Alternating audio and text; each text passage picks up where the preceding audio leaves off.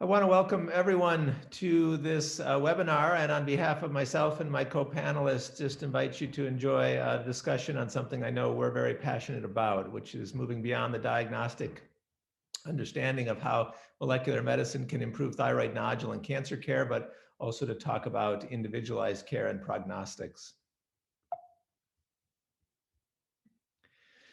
My name's Erik Alexander. I'll be the moderator. I do want to walk you through an outline, then I'll introduce our panel and we'll walk through kind of the webinar ahead. So what we hope to be able to do over the course of the next 45 minutes is to discuss the broad application of molecular medicine as it applies to thyroid nodule and cancer care.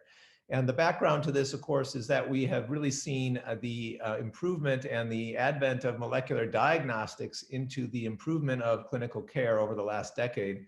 But we really have a mindset here where we're moving towards molecular prognostics, and we'll talk through what that means.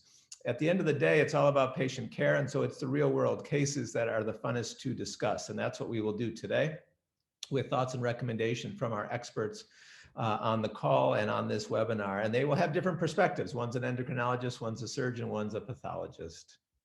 Let me introduce them for all of us. I'm your moderator. My name is Erik Alexander. I'm the chief of the thyroid section at the Brigham and Women's Hospital and at Harvard Medical School. You'll also see Dr. Trevor Angel, who's assistant professor of clinical medicine and co-director of the Thyroid Center in the Division of Endocrinology at the Keck School of Medicine. That's the University of Southern California.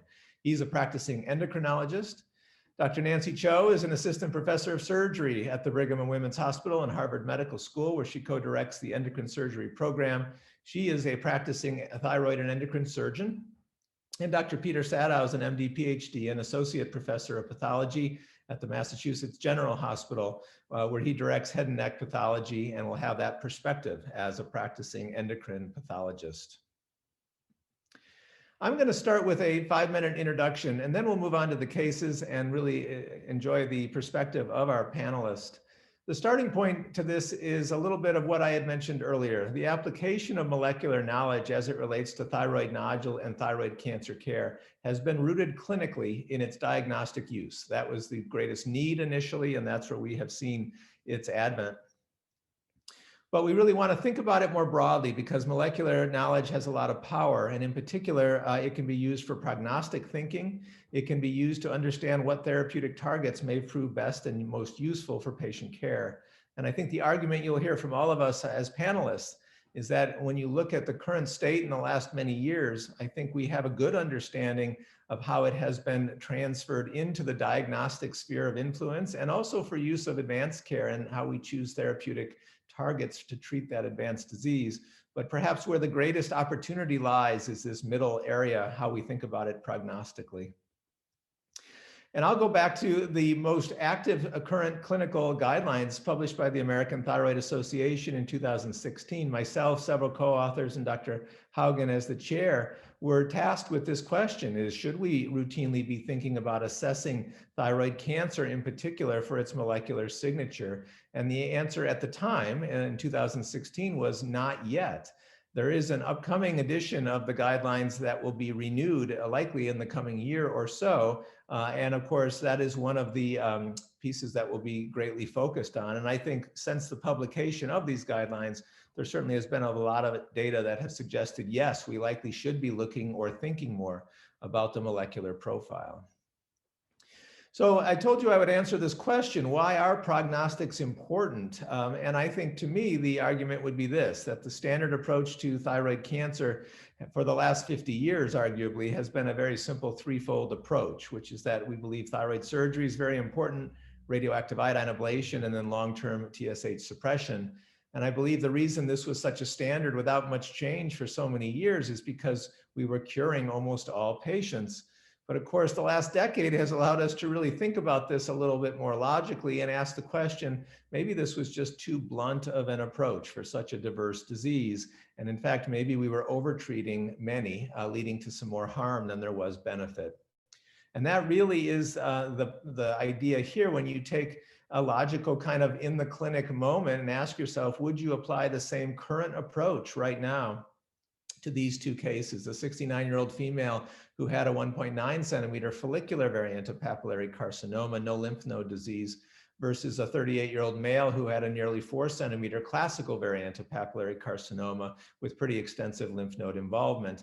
And I think increasingly we would say we might have different approaches, whether it be initial treatment or follow-up strategy. And in fact, that's where I think the current guidelines are now going, and I think the current data support, which is we're still asking the same question, which is we need thyroid surgery most likely, but the question is, do we need it for all thyroid cancers? And if yes, how much surgery? And if we take those two other pieces, do we need radioactive iodine or long-term TSH suppression? Again, do we really need it, and how much is needed, and why are we using it, and for how long? That really is the idea of more individualized treatment. That is the idea of thinking prognostically, and I think that's how we envision molecular medicine can be additive. So it's not an easy transition. And in fact, when we think prognostics, molecular medicine provides an enormous amount of data. Not all of it necessarily is additive and useful, but likely some of it is. And that really is the answer to this question. How do we translate molecular data into prognostic decisions? And we're just starting to figure that out. The idea really is how we think of the mutual exclusivity of whether clinical data, radiologic, cytologic, molecular findings, they each have in addition to each other.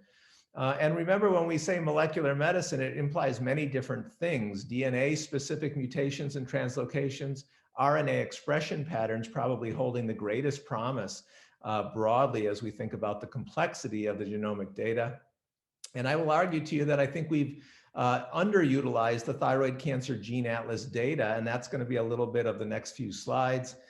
And really, we want to begin, I think, to evolve our staging systems. That's probably a part of the upcoming new guidelines that will keep moving forward. And I think the increasing understanding that tumors are RAS-like, they're BRAF-like, they're non-RAS, non-BRAF-like are big buckets that we begin to utilize. I think this is what it's all about, putting together all of the different pieces so that we have an optimal treatment strategy for a single individual. I'm going to just finish with the thyroid cancer gene atlas itself to kind of drive home that point. This was a very powerful study now 7 years ago. And it really was, I think, taken by our clinical colleagues and myself really for so many different pieces of data that came out of it. But I think we anchored on kind of what were the single gene mutations driving cancer.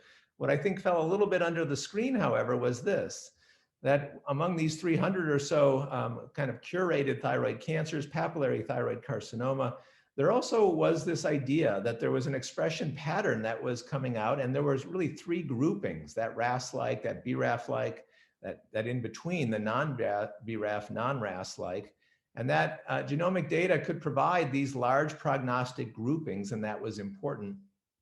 And to drive home the point a little bit more, when we say RAS-like tumors, for example, don't assume that that always means that they have RAS mutations. And you see that in the second green box here below, where not every single case had a green bar which represents a RAS mutation. Many did not, but nonetheless were low-risk tumors. And the same would apply to histopathology, which is now overlaid here. The red here that you see are the follicular variants. The blues are the classical variants. And again, for a RAS-like tumor, we can't assume that they all are follicular variants or low risk. In fact, some are classical variants, but still low risk. And therein lies kind of the idea of molecular medicine and prognostic thinking, that the conclusion here is that each of these can be additive. There's an additive prognostic value that can be gained from thinking from a molecular signature or an RNA-based pattern. And recently, the data here by Tang and colleagues is just one example that when you begin to ask, why are we doing this? How can it be useful in the clinic? They took a look at the TCGA and one other database. They looked again at how you can think about these profiles, these expression profiles, as giving guidance to risk. And you see here on the y-axis the different pathologic features. And as you move from BRAF-like to RAS-like to non-BRAF, non-RAS-like papillary carcinomas, there clearly is a reduction in these higher risk features. So that RNA expression here, the pattern seems to predict pathologic risk. But with that, just now as an introduction, the most fun is to talk about the real world cases and to move on. I'll bring in our panel here just so everyone can again see them. And as we're all on the call, I'll invite them now to weigh in, and we'll work through a series of 7 or so cases. And I'll try and share my screen in between each one. So let's think about this from a prognostic standpoint. And here's our first case. I've tried to also bucket them with a title that kind of is getting at the point that we think we want to express. This one, cancer risk refinement in someone who's presenting for nodule evaluation. And Trevor, maybe I'll start out with you. Let me read the case here a little. A 53-year-old female has a 1.8 centimeter left-sided solid thyroid nodule. She's completely asymptomatic. The ultrasound shows an ATA low-risk sonographic profile, but an ultrasound-guided FNA is performed and nonetheless returns low-level indeterminate, which is Bethesda category 3, atypia of undetermined significance. As often is the case, she elects molecular testing and chooses the Afirma product, the gene sequencing classifier, and that returns suspicious. So the question here is, Dr. Angel, what is kind of the initial risk assessment from this? How do we think about a recommended approach at this point? Great, thanks, Eric. And it's great to be doing this, and thanks for such a great, introduction to get us into the topic. I mean, this is really sort of starts off with what is the standard sort of clinical evaluation, that you have an ultrasound with a certain risk pattern and a cytology that's atypia that is a certain risk, both of which we would put as relatively low. But that clinically significant risk, drives the need to gather more information, which is where these molecular tests come in. And, a positive result, a suspicious result, a molecular diagnostic that falls on the non-benign end, at this point in time, drives us more towards a suspicion for malignancy, although, molecular diagnostics often don't confirm that completely.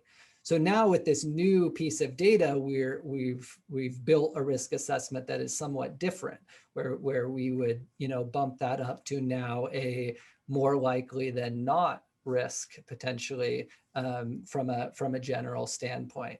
And I think this is really helpful when we confront lower risk indeterminate nodules, that we get a stratification between those where observation would clearly be reasonable when a result is benign, and when intervention and resection seems clearly warranted when the risk is higher. Yeah. And I think, as we were talking about, we take a nodule that maybe at baseline has a 15% risk, and that indeterminate cytology maybe moves it up to 25%, and maybe that Afirma suspicious result up to 50%. It's a gradation of assumed risk. Let me take you one step forward if I can. And as often is the case, we're able to collect more molecular information. In the case of the Afirma product, we can request the expression atlas with the acronym XA. That allows a great deal more of molecular data to often be shared when a result is suspicious. And in this case, the expression atlas returned demonstrating fusion in the NTRK pathway, or NTRK3 fusion finding. So the question then back to you again, does this change the risk from where you were before, and how does it modify clinical approach? Mm-hmm. Yeah, when I see this, I'm definitely thinking the risk is now higher. That this would much more strongly suggest thyroid cancer. I would tag that a little bit by saying there's still a relative paucity of data amongst a real large general population of nodules that would get an initial FNA. What is the molecular landscape of all of these? But certainly from what we know, the malignancy rate when you have an NTRK fusion is high, if not almost certain. So that would definitely change my assessment of risk. Totally.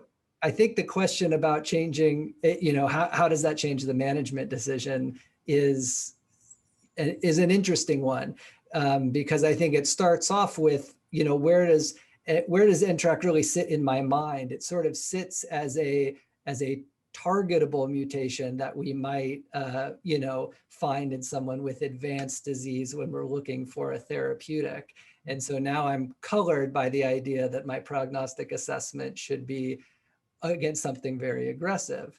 But when we put the pieces together, I'm not sure that we can conclude that. We still have a nodule that's relatively low risk in this individual, where maybe even for a known papillary thyroid cancer, we would consider lobectomy. So do we truly have the data to say that that would be inappropriate from what we know of many nodules where people do okay? So I definitely think it changes the conversation, because now we're talking about something that has a high likelihood of malignancy. And so an initial total thyroidectomy becomes at least a more significant part of the conversation. And then I think I think sitting as a preferred option, I think we may develop to that point, but I would be looking for still more data. Well, I think you described the complexity there and just the initial steps really, really nicely, which is there's clearly more information from that mutation. Now it's much more likely to be clearly a papillary carcinoma, but whether that changes your first step in treatment, I don't know. Maybe I'll even pull in Dr. Cho if I can. Nancy, how do you counsel someone differently? And this is maybe way too general, but we went from like there's a 50% chance that nodule could be cancer to there's a 95% chance. How does that change things in the office? So it's very interesting. A lot of my conversation, in the first 5 minutes is they think I'm just sort of generating conversation when I'm asking, about the endocrinologist and how was your appointment. But what I'm really trying to gain is, where are they coming from and what is their frame of mind when they're coming to my office? A lot of times you guys have already set the stage, oh, I think you should consider a lobe, or no, I think a total is probably better for you. So that's kind of what I'm trying to understand when I'm first meeting the patient, because a lot of times there is no clear-cut answer. And sometimes, I can have patients with very similar profiles, and we'll end up doing a lobe for one and a total for another. So really, it's the kind of the interesting part of my job, I would say. But some of the things I look for in particular, if I have a 50-50 sort of situation, is the patient already on Synthroid? That's a big, deal breaker for me, because in that case, I can sort of lead the conversation towards a total. Or is there TSH borderline? So again, one of the main things I'm trying to save them is from taking thyroid hormone, lifelong replacement. Yeah. The other thing I also talk about is their family history. Is there a strong thyroid cancer history, or are there family members with thyroid issues? A lot of times there's that psychological perspective that comes into play. So some patients just don't want to deal with the uncertainty and would prefer to just go with the total, especially with someone. And the idea is, even if we haven't always figured out how the prognostic information gives us an exact answer, it clearly is changing the discussion. And that's, I think, where we're headed. Let me go and keep us moving. We have more cases to go. Let me move on to case 2. Peter, I'm going to pull you in as an endocrine pathologist here, and the topic gets a little bit to when, and most importantly maybe, and when not to perform molecular analysis. This idea that we have a tool in front of us that opens up often Pandora's box, is worth noting here. And the case goes something like this. A 71-year-old male has a 2.6 centimeter nodule that is minimally cystic. It's detected incidentally on a CAT scan of the chest. He was recommended for an FNA by an outside clinician and then referred to you for interpretation of the data. At the time of his initial biopsy, he's reading the internet and also knows there's a lot of available information. So he asked his provider at the time for some additional genetic analysis. So in addition to the cytology sample, he asked for a DNA-based mutation panel, which was agreed to. And so they collected a lot of data, and that's where you come in. You receive all of the data, cytology and genetic analysis are both processed. And the cytology is read as benign, but the molecular high-level data comes back and shows there is no BRAF mutation. He is wild type for that, but we're found here to have a mutation in the NRAS gene at codon 61. How do you put this all together, Peter? Well, thank you very much for having me participate. And I want to start off by saying it took a lot for me to keep my mouth shut on the last case, because NTRK mutations are what I'm all about. I had a lot to say, but I was quiet. In this particular case, one of the things that's really important to clarify up front is when you get a result from Afirma that's suspicious, it's very different because a cytologic diagnosis of suspicious means suspicious for malignancy, and which is very different than Afirma suspicious, which essentially means cannot be confirmed as benign. So suspicious from Afirma does not mean suspicious for malignancy. It means we cannot confirm its benignity. So it's a little bit different because it's not the same as the pathology diagnosis is suspicious, but because endocrinologists and surgeons are used to pathologic diagnosis of suspicious, you see the word suspicious and immediately go suspicious for malignancy. So it's a problem. It's a problem in the use of terminology. How do you lead with benign cytology? What does that mean? What should we take into the clinic when you guys read out a benign reading? What does that mean? It means you should take a deep breath and tell the patient to move on. And the issue is, you know, cytologists are paranoid people, and I can say that as a non-cytologist, right? They're always concerned about undercalling something. The concern from a cytologist is missing a neoplasm, missing a malignancy. So they tend to be a little bit more cautious where you'd start getting some of the you know, atypical diagnoses that you might see that would request a subsequent molecular test. One of the most common mutations, of course, in thyroid nodules is an NRAS mutation, right? As was seen here. So the issue with NRAS mutations is you can find them very easily in at least 20% of benign thyroid nodules. You can find them in things that you would actually not even suspect being neoplastic. So, but it does confirm that it is neoplastic, but most NRAS mutations do nothing. So it's a low grade mutation. One of the issues ends up being is reporting from the different companies in terms of genetics companies, what their risk of malignancy is associated with these nodules. And part of it is crossover from the generation of NIFT-P as an entity, which typically has RAS mutations, which previously were considered to be follicular variant, which had a higher positive predictive value for malignancy, where they do now, where it's sort of left shifted and become much more low risk for conferring a malignant diagnosis. So I'm actually a proponent of molecular testing. I think every nodule, if the cost was not prohibitive in any way, that having the data is better than not having the data, and we'd actually be able to even left shift further if we were able to say that the risk of malignancy with an NRAS mutation is even lower than what we currently think because its prevalence is much higher. But a patient with an NRAS mutation, you know, I would counsel the patient that the risk of malignancy with this NRAS mutation and having no other radiologic criteria or clinical criteria is no more a risk of having come back a negative. And what I'm hearing you too is just rely here on the cytology, that a benign result is a very accurate result, and at times finding a mutation can be confusing. That part of the prognostic and molecular story is figuring out when the data tells you something new or different, and sometimes when the data doesn't. And I think that's an excellent point. Yes, and I think the important thing to think about that is that the molecular data is part of a clinical pathologic diagnosis. And you know, we previously relied on the pathology to say what are we going to do, and now we have molecular data as well. It's what is the clinical picture? You know, I think the ATA guidelines, 2016 guidelines, were such a huge leap forward in more conservative management of patients that we know had better outcomes by saying you can have a 4-centimeter lesion that is even called cancer, that you could do a lobectomy on and do active surveillance with patients that didn't have any other signs of extrathyroidal extension or lymphadenopathy, and still follow that patient, which sort of goes back to that NTRK discussion. But at the same time, so we're much better at being able to put this picture together. And I don't think we should be afraid of getting the molecular data, as long as the person getting it and interpreting it is able to communicate the information that comes from it in a meaningful way. Excellent point. Completely agree. Let's keep moving forward. It's getting good.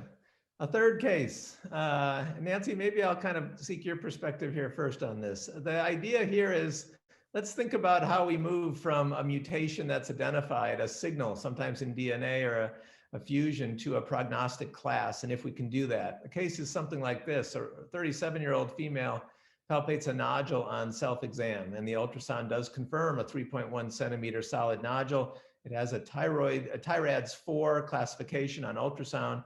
So she's referred to you, and an ultrasound-guided FNA is performed. It returns Bethesda category 5, which is the high end of indeterminate cytology, which is suspicious for malignancy. There's no abnormal lymph nodes, those seen on ultrasound.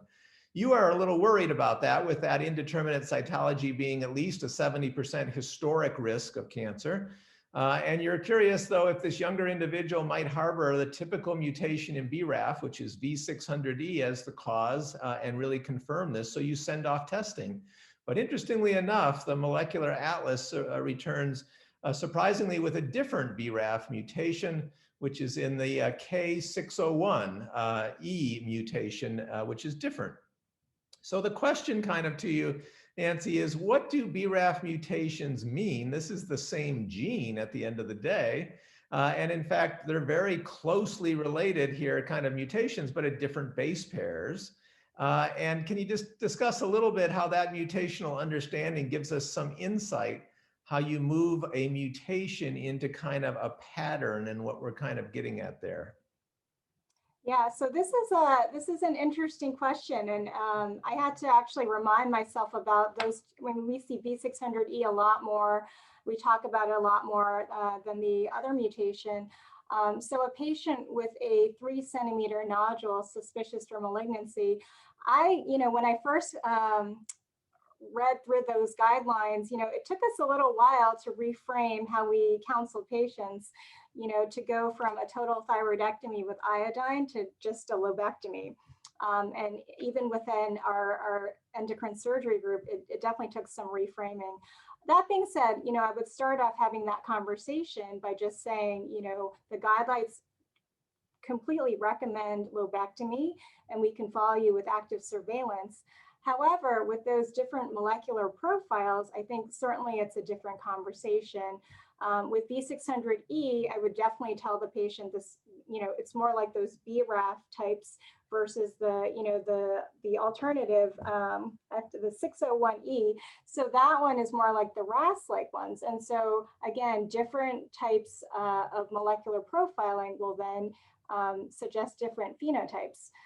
And so to discuss the ongoing surveillance as well, certainly would differentiate the types of surgeries I would recommend. Well, and it's a very interesting kind of mindset to take here, because I think we're very good at this point in understanding that there's a mutation in a gene. And in fact, sometimes when that signals something more dangerous, we get our hands around that. Mm-hmm. I think we also have our hands around the idea that expression patterns can give you a signature, and you can kind of develop that broad kind of expression.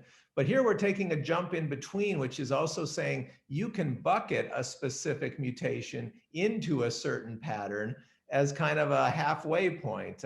Peter, am I saying that right, or any thoughts you wanted to add on that? Yeah, I mean, the first thought was a question, and my question was for you, when you actually get a diagnosis back from cytology of suspicious for malignancy, which typically is suspicious for papillary thyroid carcinoma, what do you do that? Because we don't actually send off molecular testing when it's suspicious for malignancy. That patient will typically go directly to lobectomy, and barring other worrisome criteria or total, as you mentioned, Nancy. So I'm sort of questioning before I move on, where are you on that?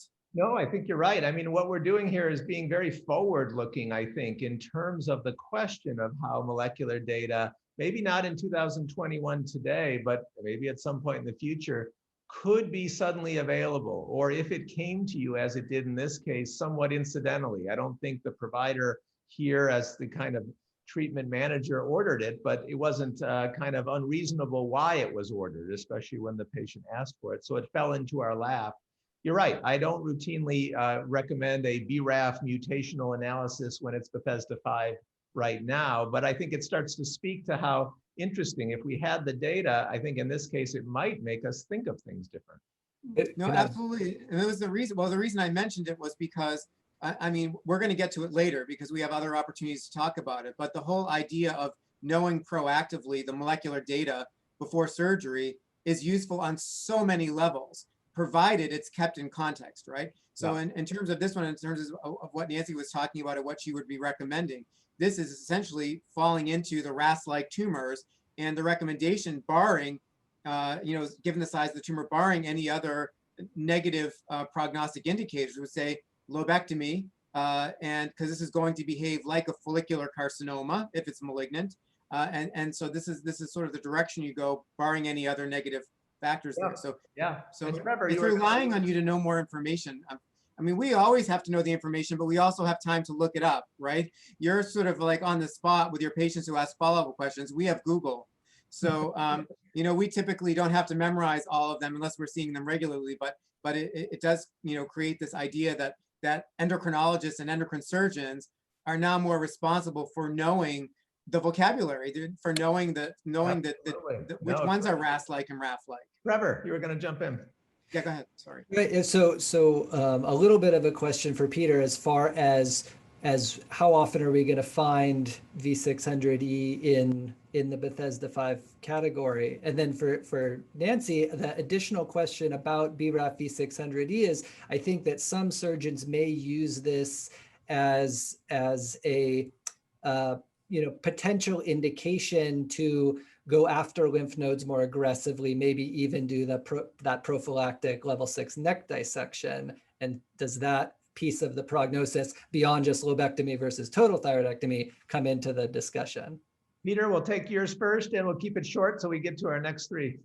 Very short. Very short is that the most V600Es are positive for malignancy, not suspicious. The ones that are suspicious typically just are because they're low cellularity, so that it's not as clear, but they're usually not suspicious. And Nancy, would the difference in the BRAF mutation, as Trevor asked, change your operative approach, especially lymph nodes? Yeah, I think for anything over 3 centimeters, 3 to 4 centimeters with that mutation, I would generally do a prophylactic with the totals. Let's keep us moving. It's a great discussion. I'm going to move on to case 4. Nancy, this is a little bit of what you've touched on. So if we've been repetitive, we can move through this one quickly, but it's the idea of how molecular data changes that operative approach. A 44-year-old female presents with a 3.2 centimeter solid nodule. The ultrasound is ATA intermediate risk. And on ultrasound guided FNA, it does return as a Bethesda 6, positive for papillary carcinoma. On ultrasound, you're confident there's no abnormal lymph nodes. So how would you traditionally approach this operative discussion? And let me give you kind of the molecular question, which is that if you did request further genomic analysis preoperatively, believing that it's synergistic to cytologic diagnosis, and again, this could be a little bit forward thinking, the question would come up, how would your thinking change, or might you advise anyone different if it returned with that classic BRAF V600E mutation, or if it showed maybe a different kind of RAS-like PAX8 gamma translocation? So I'll give you those kind of general scenarios. What do you think? Yeah, I think we've touched on them a little bit before, and it really just boils down to how risk averse a patient is, or how aggressive they want to be with treating their disease. So for certainly the V600E, I would offer a lobectomy, but I would also say, just a couple years ago, total thyroid and radioactive iodine were certain options as well, and just have that discussion with the patient. With the PPAR gamma, I think that falls into that non-BRAF, non-RAS bucket. So somewhere intermediate as well. That patient I might push a little bit more towards the lobe or more conservative management. Yeah, and I think as Peter said, hey, the molecular data is only to your benefit if you know how to put it in context. And now we're starting to talk a little bit, that's the starting point of the contextual issue, that maybe it does change certain steps. Let me keep us moving forward to the next case.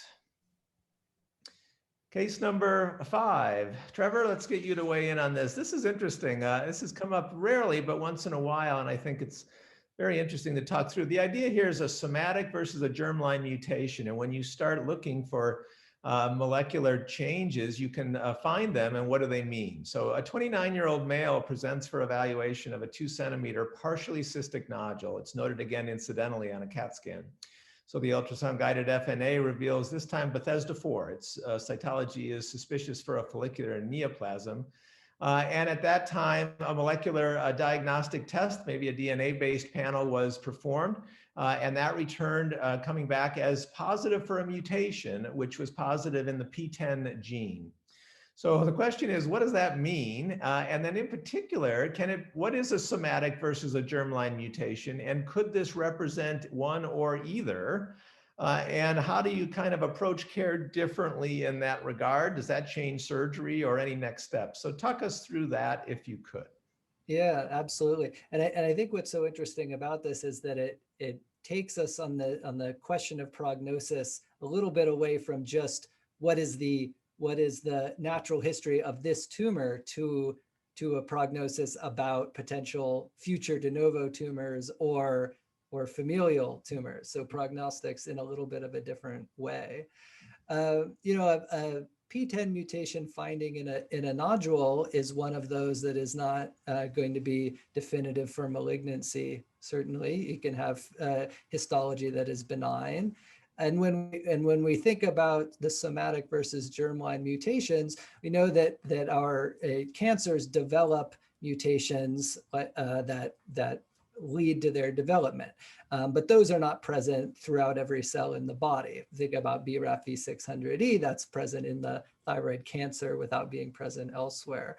But there may be mutations that are inherited and present throughout the body that predispose someone to the development of cancers, and those can be hereditary. And finding a mutation within a tumor then raises the question, is that just within the tumor, or is it present elsewhere?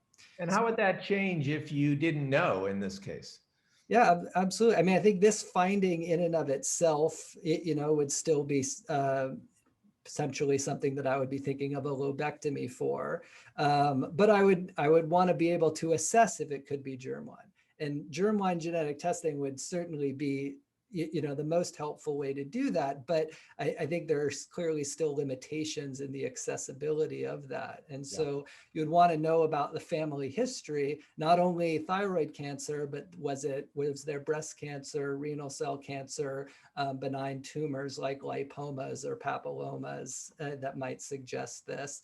And then even within the thyroid, we have a younger patient, that might be a factor, and a multinodular goiter that had sort of multiple adenomatoid looking nodules might be something that would kind of raise my suspicions. And once the suspicion is raised, we get onto the difference in management maybe. And Peter, to what Trevor was saying, if you had, again, all the data, and so the molecular data was in your hands, there was a PTEN mutation, you didn't know whether it was somatic or germline, are there histologic features that speak a little bit more to a germline type of condition? Yeah, so we actually will give you follow-up questions. For instance, as Trevor mentioned, one of the easier ones, actually the benign ones, because the patients that have PTEN hamartoma syndrome typically have multiple adenomatous nodules. They have a very specific look to them. So we actually see under the microscope and we can tell you. I mean, our follow-up question to you is, how large is the patient's head, right? Okay. That's our follow-up question to you when we see this. So we can do an immunostain that shows complete loss of PTEN expression in these nodules, which is going to indicate that. PTEN loss in a particular singular thyroid cancer is, again, not unique to PTEN hamartoma syndrome, and something that we typically find subsequently. We will do molecular testing and see that mutation is not necessarily indicative of a germline mutation. The more indicative one would be the multiple adenomatous nodules. And when we do see that, we then will alert you to the possibility of this for you to then, subsequently follow up with the patient if you feel like it's clinically indicated. We always give a caveat. I think your point is well taken, that certainly when we get data back from molecular expression on a nodule, we don't want to imply that's a germline problem, but you can at times open up a new thought process. And I think that's, again, where we're headed with this, is molecular data provides a lot of very interesting possibilities as it is increasingly in front of us. Let me keep us moving to our last two cases. Peter, I'm going to have you weigh in on this one. This is case 6. This is the additive synergy of histopathology and molecular analysis, and what to do and what does it mean and what do you recommend? A 19-year-old male detects a neck mass. The ultrasound reveals a 3.6 centimeter nodule. There's also some abnormal lymph nodes. When you biopsy it, unfortunately, it is papillary carcinoma, and that includes papillary carcinoma in the lymph node. So he's referred to surgery where he has a 3.4 centimeter classical variant of papillary. He has a lot of lymph node disease, including some bulky lymph nodes with extranodal extension. And unfortunately, then the CAT scan also shows multiple abnormal nodules. There is a concern of distant metastatic disease. And so in the process here of performing the histopathologic assessment, I guess the question, Peter, is there a benefit in potentially performing simultaneous molecular analysis, knowing the kind of the extent of this disease, and why would you do that? Well, it's very interesting. You know, our knowledge since the publication of the TCGA study, was sort of dividing these cancers, has completely changed about how we approach thyroid cancers from a pathological perspective. The more we know molecularly, the more we're actually able to discern morphology of these tumor types. It's exceptionally helpful, especially in a young person like this who's 19 years old with lymphadenopathy. The scary thing you added is the lung nodules, right? So now we know this patient has advanced thyroid cancer. We're very easily able to tell under the microscope, you know, is it a classical papillary thyroid carcinoma? If it is, we have an immunostain. We can do a BRAF E600E immunostain, which is a typical screen, and it costs nothing. So if the patient's positive for BRAF E600E, now we can direct how we're going to do molecular follow-up. And by directing how we do molecular follow-up is, if it's positive for BRAF E600E, we're going to be looking for additional prognostic indicators of additional mutations, looking for things like a TERP promoter mutation, or additional mutations in PI3 kinase, or other things that we know are going to be prognostically useful or actually drive targeted therapy. Hopefully, this is my typical hope, is that we go back to case one, and we find out that this patient actually doesn't have a BRAF E600E mutation. Instead, by doing RNA analysis looking for translocations, that we find out this patient has a RET translocation or an NTRK translocation, which are druggable, where this patient's presenting with advanced thyroid cancer. Now we have targeted therapy, and we definitely want to know this information up front, because even if we have Nancy come in and she does an outstanding successful surgery, and we've cleared out all the disease, the presence of lung nodules means a very, very high likelihood of recurrence. And now we already have this ammunition in the bank for how we can treat this patient. And let me throw in front of you, as you see on the slide, kind of the turning point is he does come back, this time though showing a RET fusion. And does that change anything? You were getting into some of the specific mutations. Absolutely, it changes. This is the same thing we'd expect. The targetable RET fusion papers that have been coming out, these patients have a durable clinical response with very, very little side effects. The patients have some GI disturbance, but their tumors melt away. You see the lung nodules go entirely, disappear. So these RET fusions are like a miracle for patients that have thyroid cancer. And we typically talked about the low incidence of these fusions, but the more we actually test them, and from our practice, we essentially test every single tumor. We have an algorithm. If our tumors are BRAF negative, they have a morphologic appearance that's not follicular variant, they're BRAF negative, we test them all directly for the fusion assay. Yeah. Because even in the case, the first one, why I got so excited, it was a small lesion, it was 1.8 centimeters, it's out, there's no lymphadenopathy. Do we need to test it? No, but do we want this information in the bank for if this person recurs? Do we have these treatment modalities where you don't have to go try to dig up that patient's tumor from 1976? If we can, let's have this information and we know what to do going forward. Well, I like your analogy there, Peter, of kind of having the data in the bank, because you don't always necessarily know what's coming clinically, but it will help expedite a thought process. Again, that prognostic thinking a little bit. And let's, just for the sake of time, let's bring it home with one more case if we can. Case 7, this gets to the idea that, hey, when we're getting into a broad molecular understanding and footprint, there are unique findings. Sometimes these are going to be very helpful, sometimes not. These are all real world cases. Let me present this last one to you. I'll ask Trevor to weigh in, then Nancy maybe as well. A 57-year-old male who's of Eastern European descent. He presents with 3 nodules, but the dominant one is 3 centimeters. The FNA of the largest nodule reveals a Bethesda 3 low-level indeterminate atypia of undetermined significance. So the Afirma gene sequencing classifier is performed, which again returns suspicious. We covered that. Roughly a 50% risk of malignancy is what we would quote.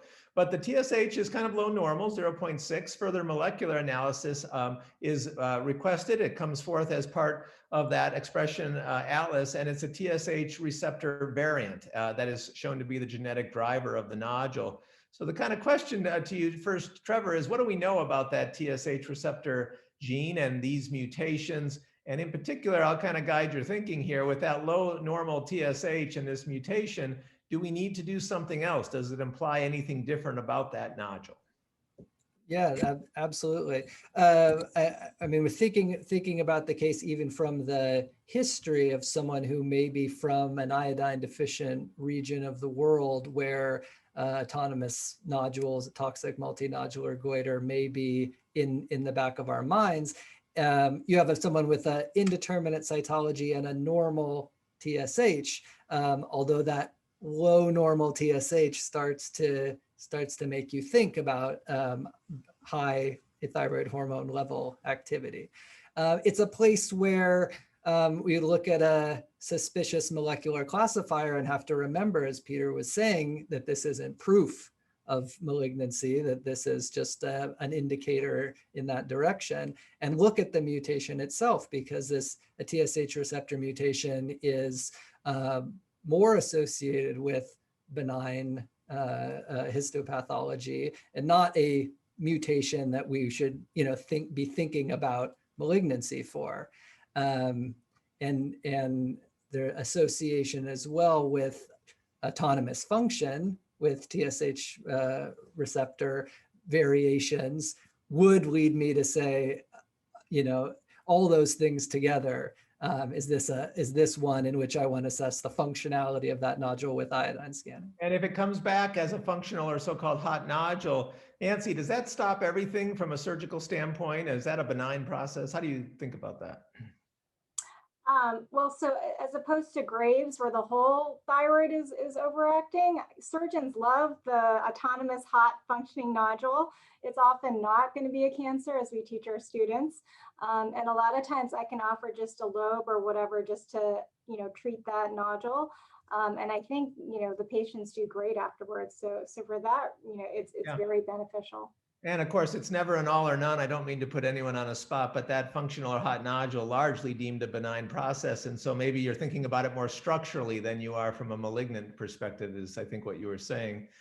I'm going to move us forward and just wrap it up. I know time is short. I think what we've done is shown how we expanded kind of our thinking of what we're passionate about, the four of us, how we think about the molecular knowledge we have, and we're applying it beyond just its diagnostic use. Does someone have cancer or not? But thinking about now prognostics, therapeutic targets, the world is kind of wide open, all in the name really of taking this broad-based approach, right? That we're never going to forget about clinical assessment, demographic risk assessment, radiologic, et cetera, our great colleagues in pathology, but we're putting together increasingly the molecular risk assessment into this individualized care.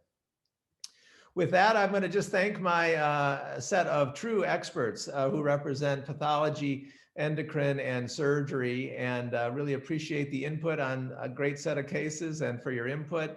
And more to come. I think we'll do this again, hopefully in a year or two, and I'm sure we'll think of things even differently than we did today. I thank everyone for joining. I thank my panel very much.